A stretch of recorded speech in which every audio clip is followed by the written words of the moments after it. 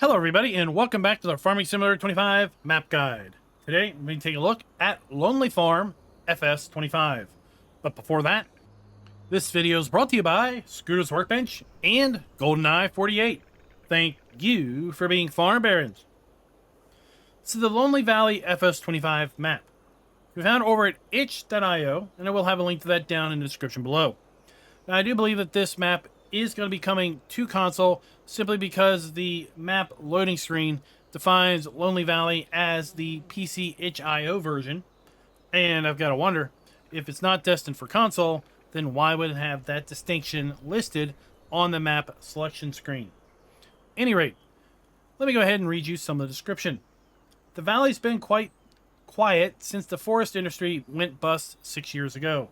Some guy tried to farm down by the old riverbed, but he vanished a few months back, ran off in the middle of the night, if the stories are true. If you're determined to give it a go, maybe you can make use of whatever he left behind. The barge still passes the old port if you need supplies. Best of luck. This is a sandbox map, or a make-your-own map,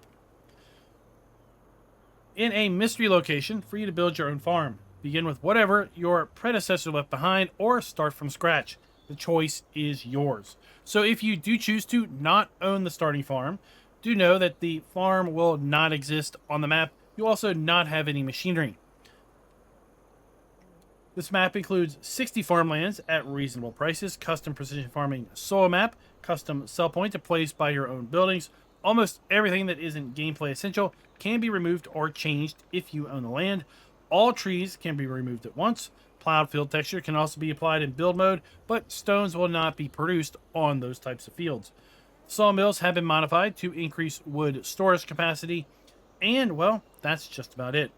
Now, if you've never downloaded anything over at itch.io, this is the process you're going to take.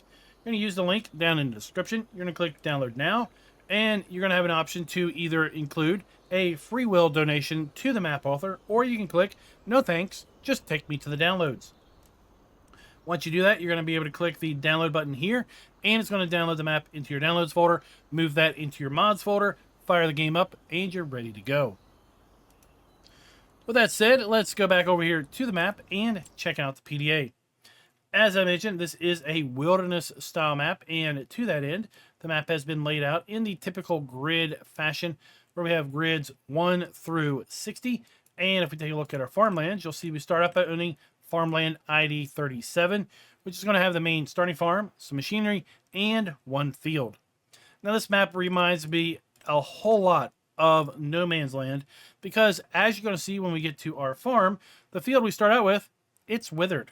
So your first harvest isn't going to happen in the first year because there's no live crop.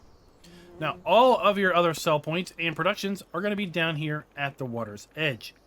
We do have a fuel point here to refuel your vehicles, and right beside this fuel point, there is this rock and a sign that basically says, destroying this rock will remove most of the trees on the map permanently. So if you're not into forestry whatsoever, you just want a completely blank slate without any trees to deal with, then come over here with your jackhammer from your skid steer, crush this rock up, and presto, you should find most of these trees are going to vanish. We do have an animal dealer, so when you do want to start getting into animals, you will be able to pick up and sell your animals there. We have our main dump point for the barge. We have a buy point for various products. We have our vehicle shop, and let's go ahead and pick up something just to see where it's going to spawn. We have our dealership trigger. And then we do have a forklift available for use down here at the dock as well.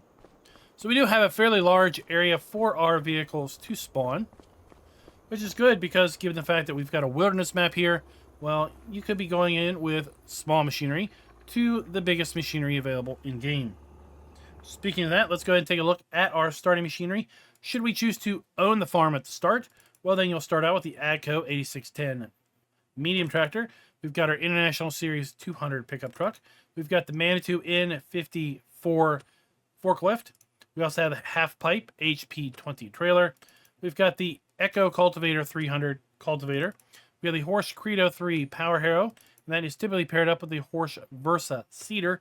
And we also have the Joule 6MV4 Plow. We have the RZK 300H Fertilized Spreader, as well as the Massey Ferguson 8570 Harvester and the 8570 Header. We've got the Semhez XT390 Trailed Mower or Rear Mower, and then we have the the EGV 65 AHK SG Log Winch. And that is our starting machinery. This map does not have any custom vehicles or implements. Now, with respect to build mode, it was mentioned that we did have the ability to place down a custom sell point. Let's just check a look at some other buildings here. Looks like we've got fairly standard buildings offerings. Let's go to our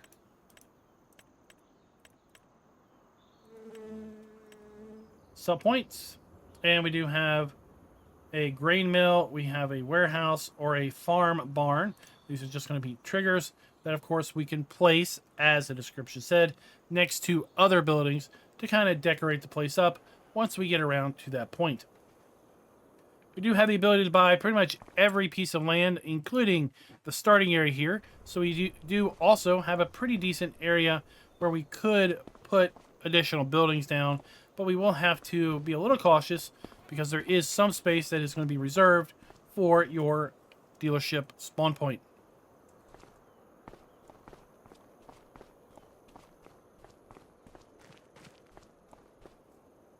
Now, let's just go ahead and drive up to the farm.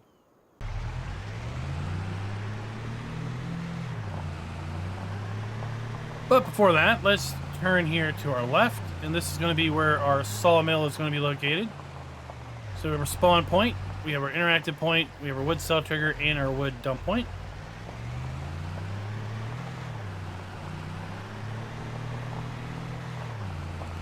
I like this map because it's not flat. There's nice rolling hill terrain. We've got trees kind of scattered around in a fairly realistic feeling fashion as far as where we have dense forest and then sparse trees as well.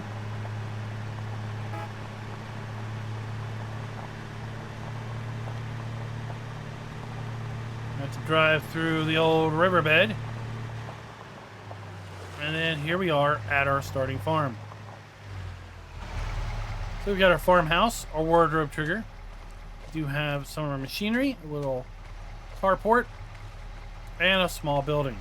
Now, everything here at the farm can be sold, including the deco elements. So if you wanted, you can have a complete start from scratch experience, even by owning the starting farm, by selling everything. We also have a pallet of seed here.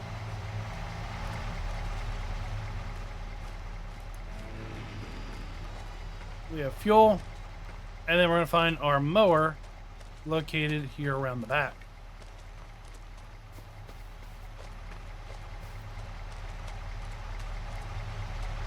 That's pretty much our starting farm.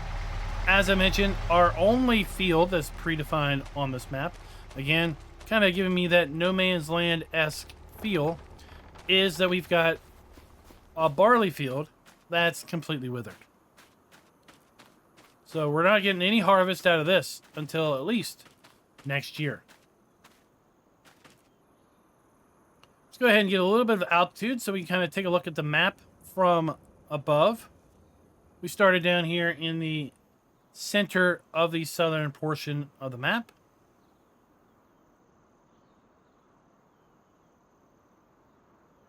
And here you can see how we have kind of the rolling terrain, patches of forest,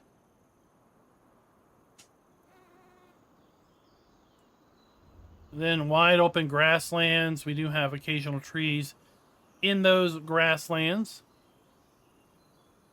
Farmland ID 45 has an old abandoned barn. And that's pretty much the only other structure we have here on the map other than our starting farmyard area. And again, should we choose to not own the farm at the start, we will not own that farmland, nor will we have those buildings or machinery at the start either. And that is pretty much Lonely Valley. I'd love to know your all's thoughts down in the comments below with respect to this wilderness map and wilderness maps in general. And until next time, happy farming.